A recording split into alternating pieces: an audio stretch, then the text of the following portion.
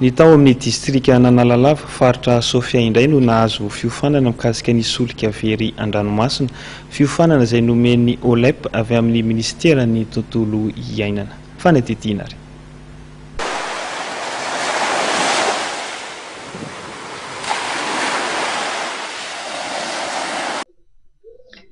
Toerana kanto sy be arenan-dranomasina Analalava. Ilaina noho izany ny fanamafisana ny fiarovana faritra masina ny toerana.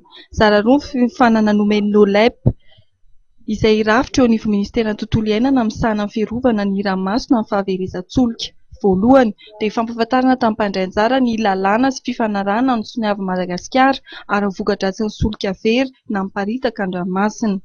Maro be ny zavatra atao zany iarovana ny ranomasina fa betsaka ny environnement matetika. Andeha mandeha tia somary gymnastique kely satria somary miezakezaka kely tena mampianatra mihitsy tena fiarovana an'ilay ranomasina zany.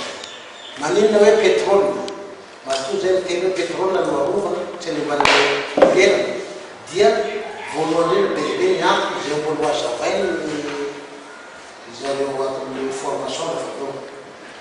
Faharoa manarakaizay ny zavatra zany hainareo zany isan'ny centre farany natsangana eto Madagasikara.